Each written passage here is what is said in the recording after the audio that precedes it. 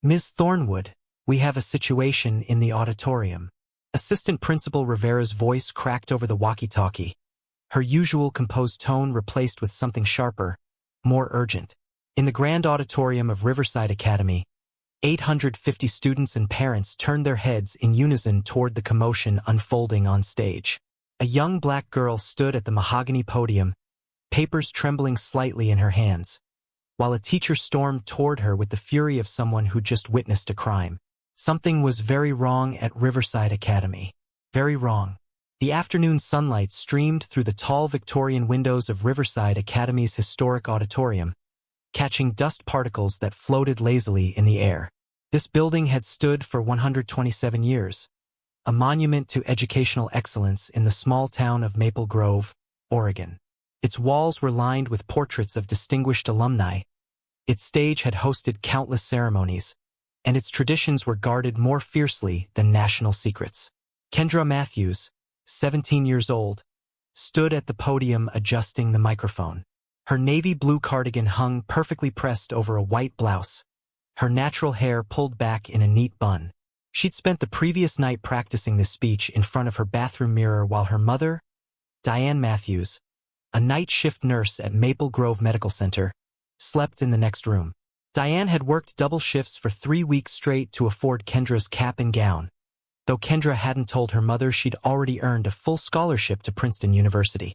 Behind Kendra, the stage crew, consisting of juniors volunteering for community service hours, adjusted lighting angles and tested sound levels. Tommy Chen, the tech-savvy junior who ran the school's AV club, gave her a thumbs up from the lighting booth. Everything was ready for the final rehearsal before Saturday's ceremony. "Okay, Kendra," Principal Victoria Thornwood called from the center aisle, her voice echoing through the space. "Whenever you're ready, go ahead with your opening. We need to test the acoustics with your full speaking volume." Kendra cleared her throat, gripped her carefully typed speech. 12 pages of words she'd revised 17 times and began. "Good afternoon, honored faculty, distinguished guests, proud parents, and my fellow graduates of the Riverside Academy class of 2024. Her voice rang out clear and strong, projecting to the back rows just as Miss Patterson, her speech coach, had taught her. Confident but not aggressive. Articulate but not pretentious. Every word carefully measured. "Stop!" The word sliced through the auditorium like a sword through silk. Every head turned. Kendra's voice died mid-sentence. The pleasant afternoon atmosphere evaporated instantly, replaced by a tension so thick you could taste it. Mrs. Eleanor Whitmore, head of the English department, 15-year veteran of Riverside Academy, coordinator of graduation ceremonies for the past decade, came storming down the center aisle like a battleship cutting through water. Her heels clicked sharply against the polished hardwood floor, each step punctuating her obvious displeasure. "Stop right now," Mrs. Whitmore repeated, her voice carrying that particular quality of authority that had silenced countless rowdy classrooms over the years. Kendra froze at the podium, her prepared speech suddenly feeling like evidence of a crime she hadn't known she'd committed. "Mrs. Whitmore? Is something wrong with the—" "You're being completely disruptive," Mrs. Whitmore announced, loud enough that every person in the auditorium, students arranging chairs in the back rows, parents volunteering with decorations, the janitor fixing a squeaky door, could hear every word. "Way too loud. This is absolutely inappropriate behavior for a graduation rehearsal." A ripple of confusion spread through the assembled crowd. Whispers started in the back rows and moved forward like a wave. I was just practicing my speech," Kendra said carefully, her voice automatically dropping to something quieter, smaller, less confident. "Principal Thornwood asked me to use my full speaking voice, so the sound team could adjust the— I don't care what instructions you think you received." Mrs. Whitmore cut her off sharply, climbing the stage steps with the determination of someone on a mission. "Girls like you always think you can just dominate every space you enter. This is a formal ceremony, not one of your gatherings.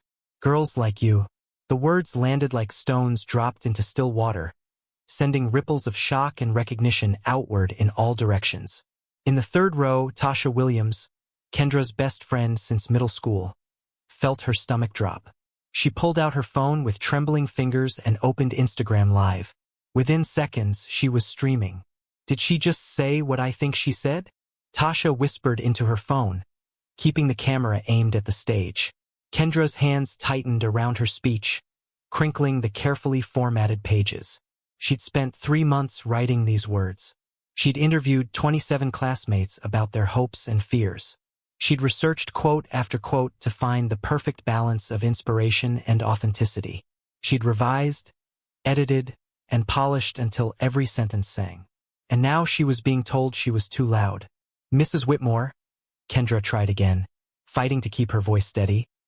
Principal Thornwood specifically instructed all speakers to practice at full volume. "The acoustics in this auditorium are challenging, and the sound crew needs to. The sound crew will adjust to proper speaking levels," Mrs. Whitmore interrupted, now standing just feet from Kendra on the stage. "What they don't need is someone shouting into the microphone like they're at a rally or something." The pause before rally was deliberate, loaded with implications that everyone in the room recognized. Mr. David Park, the drama teacher who had helped Kendra with her vocal projection, stood up from his seat in the audience. "Eleanor, I think there might be some confusion here." Kendra was specifically asked to. "David, this doesn't concern you," Mrs. Whitmore snapped without even turning to look at him. "I'm the ceremony coordinator. I make the final decisions about graduation protocols. And I'm telling you right now, this volume level is completely unacceptable." She turned back to Kendra, her expression a mixture of irritation and something else. Something that looked uncomfortably like disdain. "Furthermore," Mrs. Whitmore continued, her voice taking on that patronizing tone that made students feel 2 feet tall, "I'm concerned about the content of what you're planning to say. Your kind of activism has no place at our graduation ceremony. Riverside Academy has a reputation to maintain." "My kind of activism?" Kendra repeated, her voice barely above a whisper now. The confident young woman who'd started speaking just minutes ago was disappearing, replaced by someone smaller, uncertain, hurt. "You know exactly what I mean," Mrs. Whitmore said, reaching forward to take the speech from Kendra's hands. "Let me see what you've written. I need to review this content before we proceed any further." Kendra instinctively pulled her papers back, clutching them to her chest. "Principal Thornwood already approved my speech last week." She read the entire thing and said, "Well, Principal Thornwood isn't here right now to verify that, is she?" Mrs. Whitmore's eyes narrowed. "And frankly, I find it hard to believe that she would approve content that promotes the kind of divisive rhetoric that seems to be your specialty." The auditorium had gone completely silent. Even the stage crew had stopped working, frozen in place, unsure whether they should intervene or disappear. Tasha's Instagram Live viewer count hit 500. Comments were flooding in faster than she could read them. "Is this teacher for real? Someone needs to stop this now. Riverside Academy racist confirmed. Record everything. Where are the other teachers?" Marcus Johnson, no relation to Kendra, despite sharing a last name, stood up from his seat near the back. Senior class president, captain of the debate team, headed to Georgetown University in the fall. "Mrs. Whitmore, I think we all need to take a breath here. Kendra was just following instructions from Principal Thornwood. Maybe we should wait until—" "Sit down, Marcus," Mrs. Whitmore commanded without looking at him. "This doesn't concern you either." But it did concern everyone. The entire auditorium could feel it. Something was happening that went beyond simple miscommunication about volume levels. This was something darker, something that made people uncomfortable in ways they couldn't quite articulate but definitely recognized. Mrs. Whitmore turned to address the assembled students and parents, her voice taking on a forced cheerfulness that fooled exactly no one. "Everyone, I apologize for this interruption. We seem to have a small misunderstanding about graduation protocols. We'll have someone more appropriate demonstrate the proper volume and demeanor for graduation speeches. Someone more appropriate." Another phrase that landed like a punch. "Mrs. Whitmore," Kendra's voice cracked slightly, betraying the emotions she was fighting to control. I was specifically chosen by the administration to deliver the valedictory address. I'm the chosen. Mrs. Whitmore's laugh was sharp, cutting, cruel. Sweetheart, I don't know who told you that you'd be delivering a major address at our graduation ceremony, but there's clearly been some kind of administrative error. We have actual prepared speakers, students with proven academic track records and appropriate presentation skills. The word appropriate kept appearing, each time weighted with meaning that had nothing to do with academic qualifications. Emily Rodriguez, senior class treasurer and captain of the girls' soccer team, jumped to her feet. Mrs. Whitmore, Kendrias the valedictorian. She's giving the speech, the main commencement address. Everyone knows this. Several other students stood up, murmuring agreement. The uncomfortable tension in the room was beginning to transform into something else. Anger, indignation, the collective recognition that something very wrong was unfolding. Mrs. Whitmore's face tightened, tiny lines appearing around her mouth. She looked at Kendra with fresh scrutiny, as if seeing her for the first time and finding the image confusing, impossible to reconcile with her expectations. That can't be right, Mrs. Whitmore said slowly. I personally review all the academic standings each semester. I would have known if... She stopped, studying Kendra more intently. What exactly is your GPA? 4.0, Kendra said quietly, her voice so different from the confident tone she'd used just minutes ago. I have a perfect. That's impossible, Mrs. Whitmore interrupted flatly. I've never seen you at any of our honors ceremonies. I've never seen you receive any academic awards at our assemblies. I would remember. That's because I haven't attended many of the assemblies, Kendra replied, each word carefully measured. I've been taking most of my classes at Portland State University as part of the early college program. I completed my Riverside requirements by junior year, so I've been... Early college program? Mrs. Whitmore's skepticism was palpable. Students need to apply for that program through proper channels. I chair the Advanced Academics Committee. Every application crosses my desk. I never saw yours. My application was processed 2 years ago, Kendra explained, fighting to keep her voice steady. Mr. Park and Ms. Rodriguez were my faculty sponsors. The program coordinator at Portland State is Dr. Jennifer Williams. I can provide her contact information if... That won't be necessary, Mrs. Whitmore cut her off. What I need is to see documented proof of these claims. Because right now, what I'm seeing is a student who has somehow manipulated her way onto the stage without proper credentials. The word manipulated hung in the air like poison gas. Tasha's Instagram Live count hit 2,000 viewers. She was shaking so hard she could barely hold her phone steady. Other students had their phones out now too, recording from different angles, posting to TikTok, Twitter, Facebook, sending videos to local news outlets. Hashtag Riverside Academy scandal was beginning to trend in the Portland metropolitan area. Mr. Park pushed his way down the aisle, his usually calm demeanor replaced with visible frustration. Eleanor, this is getting completely out of hand. Kendra's academic record is impeccable. She's not just valedictorian. She's the most accomplished student in Riverside Academy's recent history. This is... David, I'm warning you. Mrs. Whitmore turned on him sharply. Do not undermine my authority in front of students. I am the graduation coordinator. I have final say on all ceremony matters. And what I'm seeing right now is a massive breach of protocol. The only breach of protocol is what you're doing right now.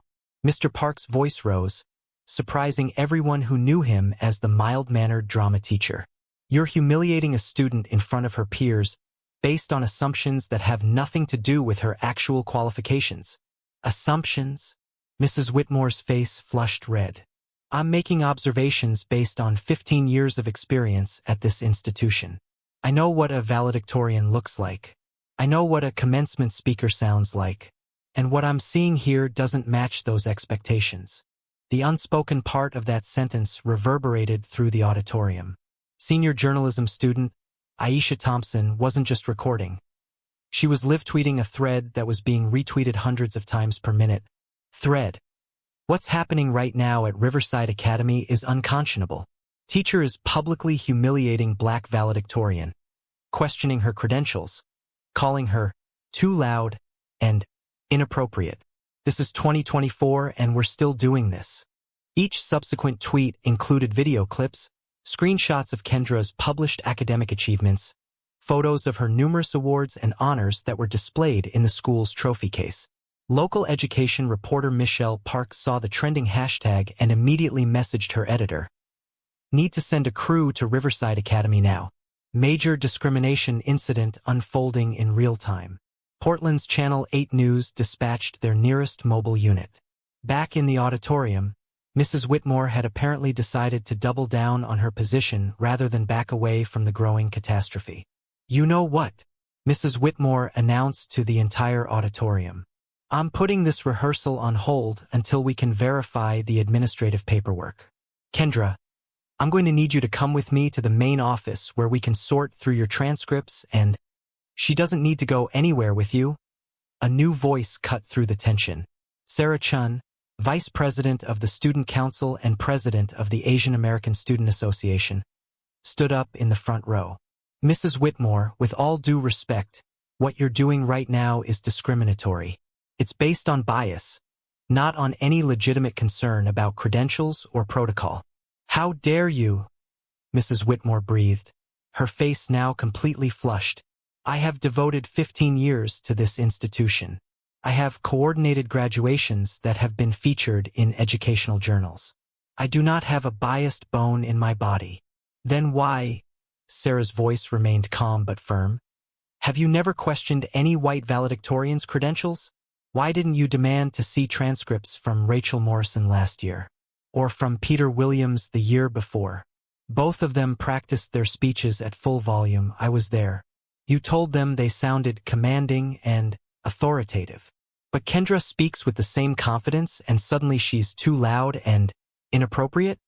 The comparison landed like a bomb. Mrs. Whitmore's mouth opened and closed, no sound coming out. The calculation was too obvious to deny. The pattern was too clear to dismiss.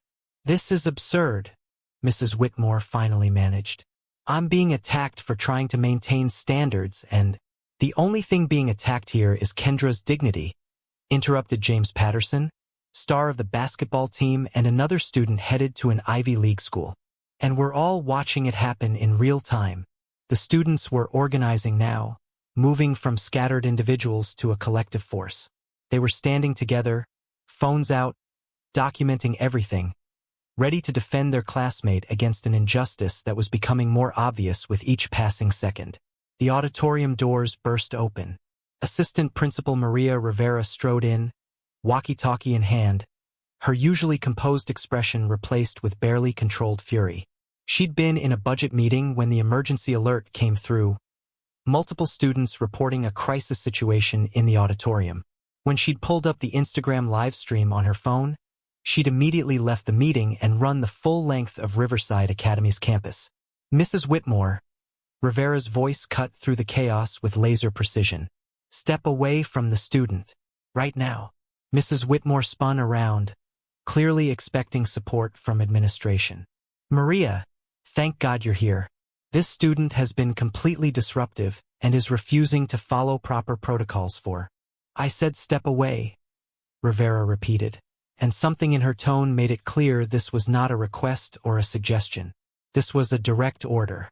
Mrs. Whitmore's confidence wavered for the first time. She looked around the auditorium as if searching for allies, for anyone who would validate her actions.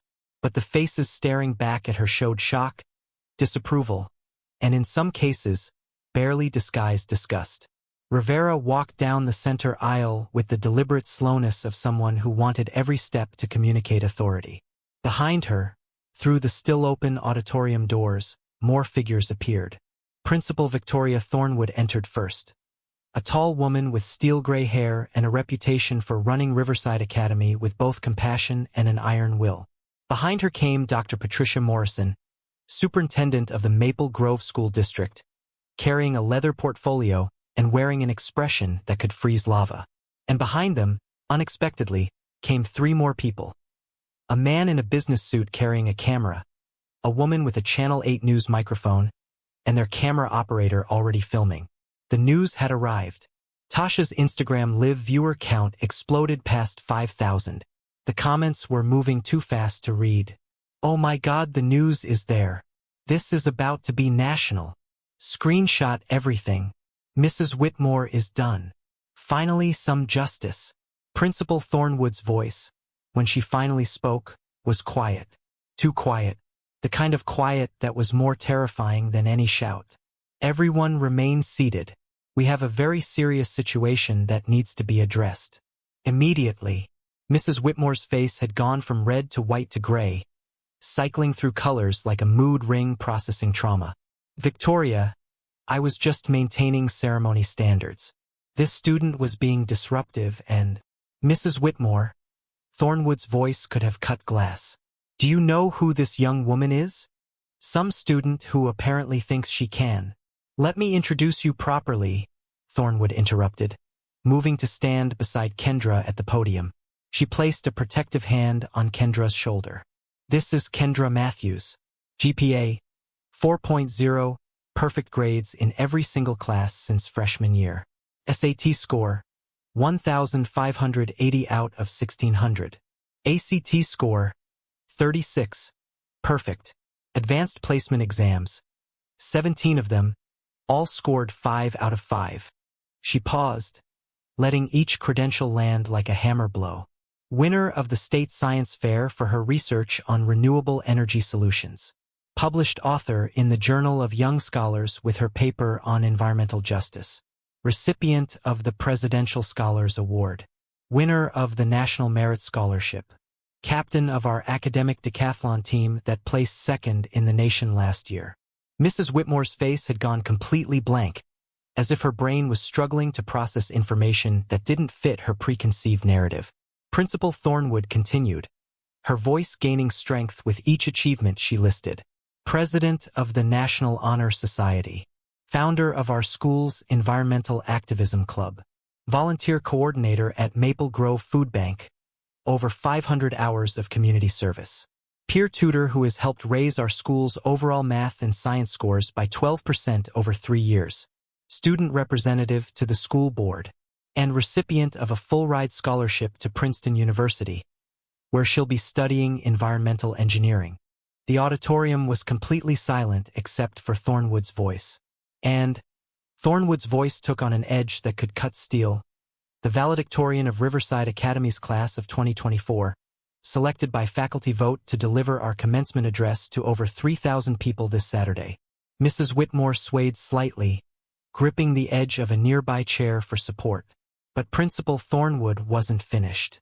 However, Mrs. Whitmore, there's something else you should know. Something that makes this situation exponentially worse. The superintendent stepped forward, her expression grim. Something, Dr. Morrison added, that transforms this from an embarrassing incident into a potential federal civil rights investigation. Mrs. Whitmore's voice came out as barely a whisper. What do you mean? Principal Thornwood looked directly at Kendra, whose eyes were bright with unshed tears, but whose spine remained straight, whose dignity remained intact despite everything she'd just endured. Kendra, Thornwood said gently, would you like to tell Mrs. Whitmore about the other role you'll be serving on Saturday? The one that makes her behavior here today not just inappropriate, but potentially illegal. Kendra slowly lifted her head, meeting Mrs. Whitmore's eyes for the first time since this nightmare began. When she spoke, her voice was quiet but steady, carrying to every corner of the auditorium. I'm not just giving the valedictory address, Mrs. Whitmore. I'm also… The auditorium doors opened again. 3 more people entered. 2 individuals in business suits carrying briefcases marked with the seal of the Oregon Department of Education, and 1 person with a badge identifying her as from the Office of Civil Rights. Also the plaintiff, Kendra continued, in the federal discrimination lawsuit against Riverside Academy that was filed 3 months ago. The one investigating patterns of bias against students of color. The one that's been gathering evidence through student testimony and documented incidents. Mrs. Whitmore's face went from gray to green. The lawsuit, Dr. Morrison added coldly, for which this entire rehearsal was actually a documented test. We've been recording everything through the security cameras we installed last week. Every word you said, every assumption you made, every discriminatory statement." She gestured to the corners of the auditorium, where subtle cameras were indeed visible to anyone who knew where to look.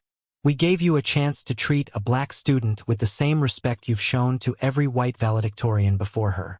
And you failed, spectacularly, in front of 5,000 live witnesses and 3 news cameras. Tasha's Instagram live hit 8,000 viewers. The comments were exploding. It was a sting operation. They caught her. This is the greatest thing I've ever seen. Justice is real."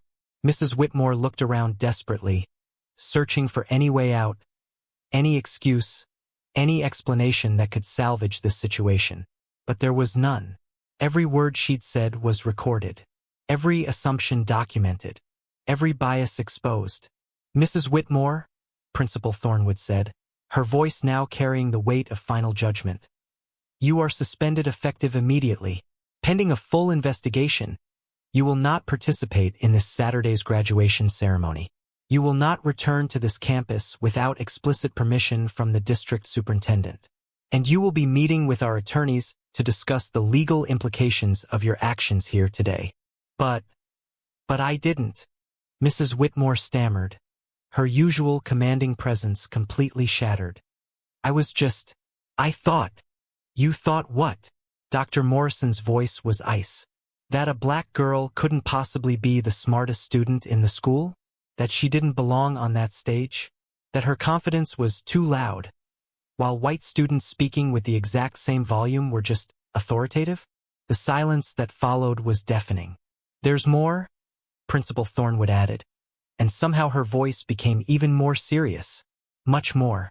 But we'll save that for tomorrow's meeting, when you'll learn exactly how many other incidents have been documented, how many other students have come forward, and what the full scope of this investigation actually entails." She turned to address the entire auditorium, her voice returning to its normal authoritative but kind tone. "Students, parents, faculty, thank you for your patience during this difficult situation. Kendra will be completing her speech rehearsal now, with the respect and support she deserved from the beginning. Those who wish to stay are welcome. Those who need to leave, we understand." Nobody left. All 850 people remained in their seats, bearing witness. Kendra stood at the podium, her speech still clutched in trembling hands. Tasha's live stream showed tears finally spilling down Kendra's cheeks. Not tears of defeat, but tears of vindication, of relief, of recognition that she had been heard and believed and defended. Assistant Principal Rivera approached the stage and spoke quietly to Kendra. Words that the microphones didn't pick up but that made Kendra nod and straighten her shoulders. Then Rivera turned to the auditorium and made one more announcement. "Before we continue, there's one more person who needs to speak. Someone who's been part of this investigation from the beginning. Someone whose testimony and documentation has been crucial to building our case." Through the auditorium doors walked one more figure, a woman in her 50s, wearing scrubs from Maple Grove Medical Center. Diane Matthews, Kendra's mother, who wasn't supposed to be at rehearsal because she was supposed to be at work, who had been watching everything from a hidden location with the legal team, who walked down that center aisle with tears streaming down her face and fire in her eyes. Kendra's eyes widened. "Mom!" Diane climbed onto the stage and pulled her daughter into a fierce hug, then turned to face the assembled crowd. "My name is Diane Matthews," she said, her voice shaking with emotion but strong with conviction. "And I want everyone here to understand something.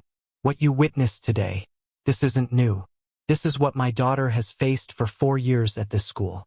This is what too many students of color face every single day." She paused, looking directly at the cameras. "But today we document it. Today we say enough. Today we start changing the system." Principal Thornwood stepped forward one more time. "Mrs. Whitmore, there's one final thing you need to know before you leave this campus." Everyone leaned forward, sensing something bigger was coming. "The federal investigation isn't just about Riverside Academy, and it's not just about you. It's about systemic bias in education across Oregon. Your actions today have provided the documentation needed to expand this investigation to 17 other schools in the state. You've become a case study in exactly what discrimination looks like in modern education. Mrs. Whitmore, who had been standing frozen throughout all of this, finally found her voice. This was a setup. You set me up. No, Dr. Morrison corrected coldly. We gave you an opportunity. You set yourself up when you chose bias over fairness, when you chose assumptions over evidence, when you chose prejudice over professionalism. The superintendent turned to address the cameras directly. Let this be a message to every educator in every school. We're watching. Students are watching. The law is watching. And discrimination, no matter how polite, how subtle, how dressed up in protocol and standards, will not be tolerated. Not anymore. The news crew captured everything. The students' phones recorded every angle. Social media exploded with shares and comments and righteous fury. And at the center of it all stood Kendra Matthews, still holding her speech, still standing at that podium, waiting to finally say the words she'd prepared. Principal Thornwood placed a gentle hand on her shoulder. Kendra, whenever you're ready, we'd love to hear your speech. The full thing, at whatever volume you choose. Kendra looked out at 850 faces, at her mother standing proud beside the stage, at her friends with their phones still recording, at a moment that had transformed from humiliation into vindication. She cleared her throat, adjusted the microphone, and began again. Good afternoon, honored faculty, distinguished guests, proud parents, and my fellow graduates of Riverside Academy class of 2024. Her voice rang out clear, strong, confident, and unapologetically loud. The discrimination was documented. The federal investigation was real. Mrs. Eleanor Whitmore thought she was maintaining standards. She was wrong. Now here's what happened next.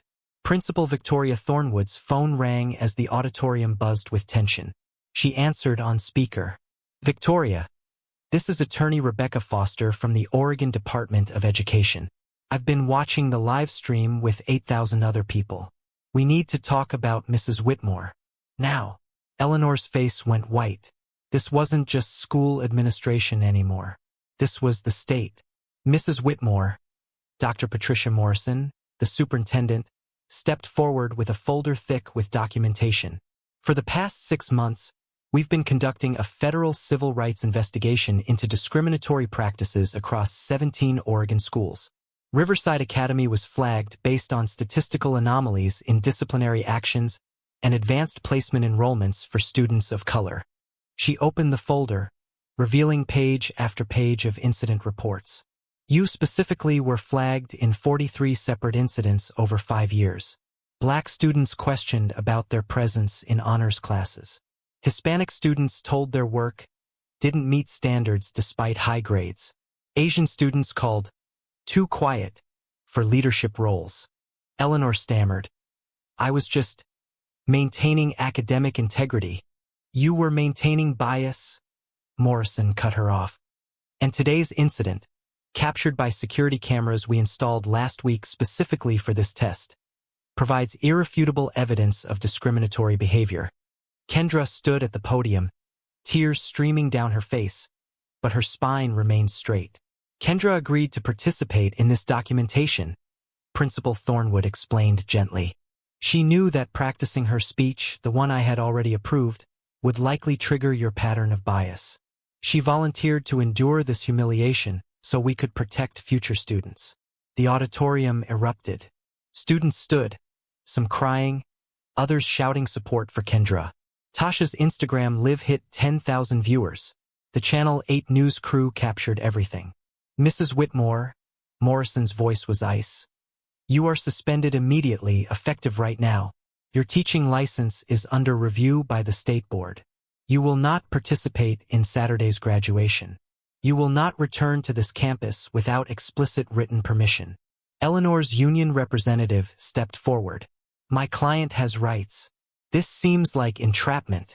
Your client, Attorney Foster's voice came through the phone speaker, engaged in voluntary discriminatory behavior. No one forced her to call a student too loud. No one made her question credentials she never verified. She did this herself, just as she's done 43 times before. Eleanor looked around desperately, but found no sympathy. The students stared at her with expressions ranging from anger to disappointment. Faculty members she'd worked with for years looked away. What happens now? Eleanor whispered. Now, Morrison replied. You face the consequences. Federal investigation findings. Potential civil rights violations. Certainly termination with cause, which means no severance, reduced pension, and no references from this district. 3 months later, Eleanor Whitmore sat across from a mediator in a small conference room, facing 5 students she'd discouraged over the years. This was part of her settlement, restorative justice meetings where she had to really listen to the harm she'd caused. Marcus Chun, now a college freshman, spoke first. You told me I was too quiet to be student body president. I believed you. I didn't run. I missed that opportunity because you made me doubt myself. One by one, they shared their stories. Opportunities lost. Confidence shattered. Dreams deferred. When they finished, Eleanor had to respond. Not with excuses. With acknowledgement. I was wrong, she said, her voice cracking. I let my biases I didn't even know I had, hurt you. I'm sorry. And I'm committed to spending the next 3 years making sure no other teacher makes the same mistakes. It wasn't forgiveness. Not yet. But it was a beginning. Graduation day, May 18, 2024. Kendra stood at the podium on Riverside Academy's football field, facing 3,000 people and a dozen news cameras. This time, no one interrupted. Good afternoon, honored faculty, distinguished guests, proud parents, and my fellow graduates. Her voice rang clear and confident. Exactly right. I stand before you today not despite what happened this week, but because of it, because I refused to be smaller, because witnesses refused to stay silent, because a system, however imperfect, chose accountability over cover-up. She spoke for 12 minutes about courage, justice, and the responsibility they all shared. About her mother working double shifts so Kendra could have opportunities Diane never had. About teachers like Mr. Park who championed all students. About hope. We are the generation that documents injustice and demands change. We won't accept. That's just how things are. We will build something better. The standing ovation lasted 4 minutes. 1 year later, the legacy. May 2025. Kendra Matthews walked across Princeton's campus, home for summer break, preparing to start her graduate research in environmental engineering. Her phone buzzed with an email from Principal Thornwood. Applications from students of color increased 43% this year. Your courage changed everything. Thank you for refusing to be silenced. Meanwhile, Eleanor Whitmore stood in a Portland high school, conducting her 47th anti-bias training session for new teachers. This is me discriminating against the most accomplished student in my school's history, she said, showing the auditorium footage. Watch carefully, because I'm going to show you exactly how bias works and how to recognize it in yourself before it hurts someone. The Riverside Protocol had been adopted by 89 schools across 6 states. Zero-tolerance policies protected students. Body cameras documented interactions. Student advisory boards had real power.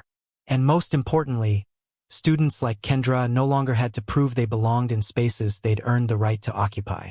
Sometimes justice arrives in a high school auditorium, documented by Instagram Live, witnessed by thousands who refuse to look away. Sometimes one student's courage becomes a movement. Sometimes being too loud is exactly what the world needs to hear. The impact: 17 schools reformed discriminatory policies. 2,300 students received justice. 15,000 plus teachers trained in anti-bias practices.